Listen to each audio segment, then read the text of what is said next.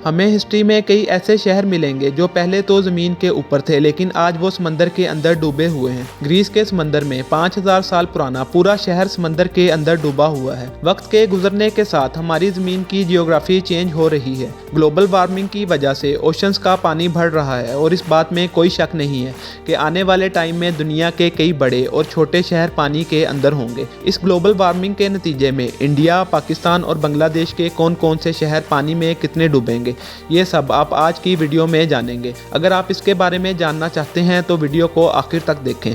आप सब ने ग्लोबल वार्मिंग का नाम तो सुना होगा, जिसकी वजह से हमारी ज़मीन का एवरेज टेम्परेचर बढ़ रहा है और इसकी वजह से ग्लेशियर्स पिघल रहे हैं। ईयर 1880 से लेकर आज तक हमारी ज़मीन का एवरेज टेम्परेचर 1.4 डिग्री सेल्सियस तक बढ़ गया है और अगर पिछले 20 सालों को देखा जाए तो हर साल पिछले वाले से गर्म होता है, जिसका मतलब है कि ग्लोबल वार्मिंग का रेशो तेज़ी से बढ़ता जा रहा है। और नासा का मानना है ये ग्लोबल वार्मिंग 95% ह्यूमन एक्टिविटी की वजह से हो रही है और इसकी वजह से दुनिया भर के ग्लेशियर्स मेल्ट होकर ओशंस का लेवल बढ़ा रहे हैं। नेशनल ओशनिक एटमॉस्फेरिक एडमिनिस्ट्रेशन का मानना है कि अगर इस स्पीड से ग्लोबल वार्मिंग होती रही और ग्लेशियर्स मेल्ट होते रहे, ईयर 2100 तक हमारे समंदरों का लेवल 2.5 मीटर तक बढ़ जाएगा और ये बहुत ही अलार्मिंग सिचुएशन है, जिसका मतलब है कि जो कोस्टल सिटीज समंदर के साथ हैं वो आने वाले वक्त में समंदर में डूब जाएंगे। जैसा कि थाईलैंड का कैपिटल बैंकॉक, यहाँ की एवरेज ऊंचाई गल्फ ऑफ थाईलैंड से सिर्फ 1.5 मीटर ऊंची है, लिहाजा ईयर 2100 में बैंकॉक कुछ इस तरह से नजर आएगा। बांग्लादेश के कैपिटल ढाका में गंगा रिवर के किनारे अच्छी खासी पॉपुलेशन पानी के अंदर होगी।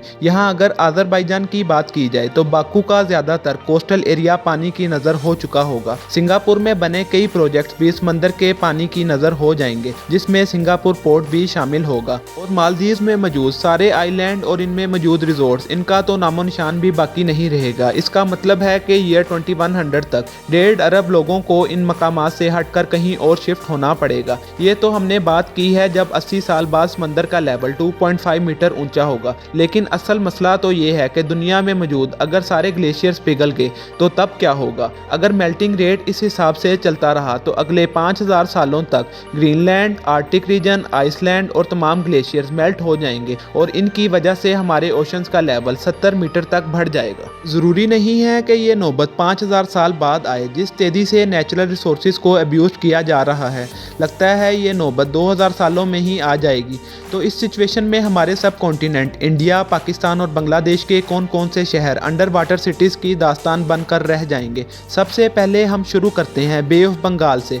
आपको ये देखकर शौक लगेगा कि पूरे का पूरा बांग्लादेश इसकी लपेट में होगा और अगर इसके कैपिटल ढाका की बात की जाए तो ये करीब 30 मीटर यानी 100 फीट गहरे पानी के अंदर डूब चुका होगा।